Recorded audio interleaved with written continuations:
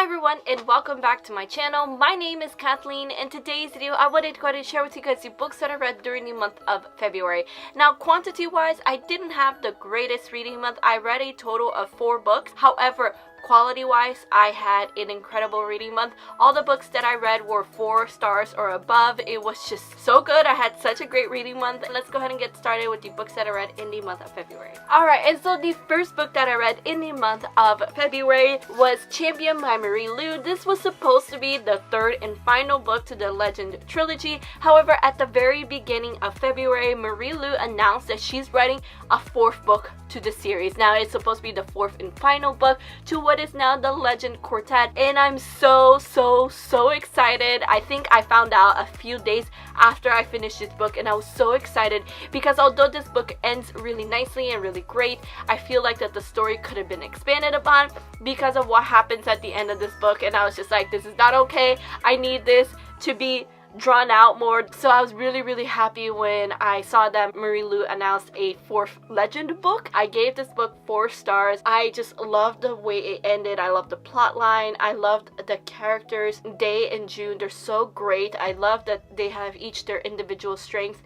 but they really contributed to this story, and I thought that they had such great chemistry together, and so I cannot wait for the 4th and final book to the Legend trilogy, which is now a Legend Quartet. Alright, and then the second book that I read during the month of February was Harry Potter and the Half-Blood Prince by J.K. Rowling. This is the 6th book in the Harry Potter series, and of course I loved this book.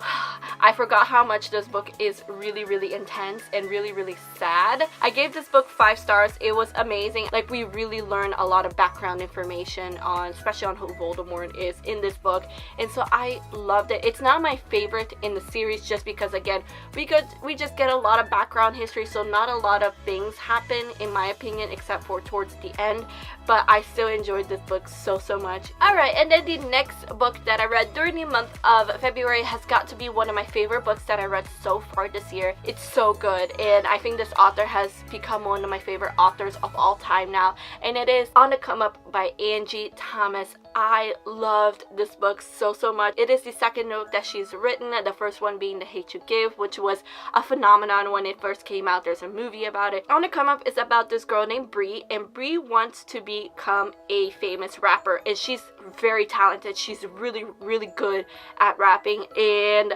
she goes to these like rap battles and she wins, and she becomes really popular, and she one day records a song. And the song to her means one thing, but to other people who listen to the song, it becomes different because the people, they twist her words and they twist her song to mean something completely different. People are saying that she's a gangbanger and that she's anti-police, and all of these things, they start making rumors about her because of the song. Now Bree, unlike Star from the very first book, The Hate to Give, she's very different. Bree, she's very hot-headed and she's very stubborn, and she's quick to fire back. Like, she's quick to defend herself, which is fine, but I feel like her mouth gets her into bigger trouble. A lot of people start saying that she acts ghetto because she's so quick to defend herself and because she's so quick to get mad and get angry and things like that. So she gets herself into a lot of trouble because of not only the way she behaves, but because of her song. But her song is not meaning to be the way people are taking, and she tries to explain that, and pretty much people don't listen. So she kind of has to find a way to get her message across. I definitely love the first book better. I'm not gonna lie. I love The Hate You Give. The Hate You Give will always be one of my favorite books of all time. It has a special place in my heart, but I cannot deny that this book was just as good and just as amazing. I just happen to love The Hate You Give more. I loved Bree, even though she frustrated me because, girl, think before you act. That's how I felt like this entire book. Think before you open your mouth, and I feel like she did it. She's very quick to react. I love this story regardless. I really felt for Bree. I wanted people to stop misunderstanding her, and I wanted people to stop judging her. I want people to understand the song that she wrote because the song that she wrote was incredible. I gave this book 5 stars. I would give it 100 stars if I could. I would highly recommend everyone to read this book. And the 4th and final book that I read during the month of February was Dear Martin by Nick Stone.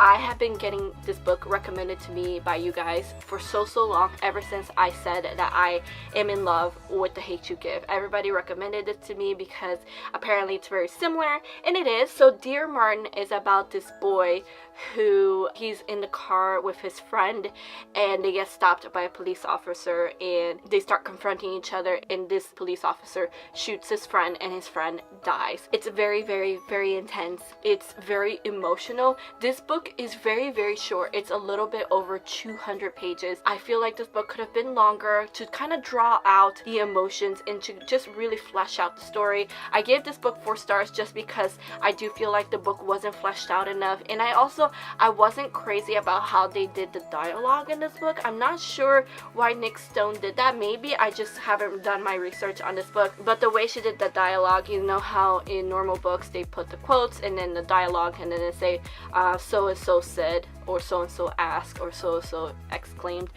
The way that she did the dialogue is that she would put the characters' names and then a colon sign and then whatever they said, and then the next person, the name, colon sign, kind of like a play script.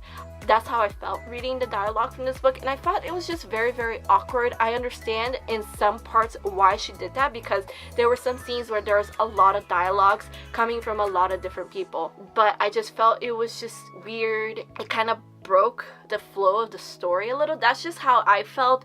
However, I still love this book. I love the main character of Justice. He is someone who's just trying to fit into the world. In a lot of ways, he's trying to kind of like live his life under the radar, like not trying to draw too much attention to himself, and I really felt for him. I would highly recommend everybody to read this book if you have loved The Hate You Give. I personally obviously did not like it as much as The Hate You Give. However, I still enjoyed the book immensely, and I will highly recommend it. And there you go, guys. That is all for the books that I read during the month of February. I had a great reading month. I loved all of the books that I ended up reading. Let me know down in the comments below how was your reading month. I would really love to know what was the favorite book that you read. Anyway, guys, thank you all so much for watching. I really hope you enjoyed this video. Please give it a like if you did, and subscribe to my channel if you're not already. All of my social medias are linked down below, including Twitter, Instagram, and Goodreads if you'd like to follow me on those platforms. I hope to see you guys on my next video. Have a good day, guys, and keep reading. Bye!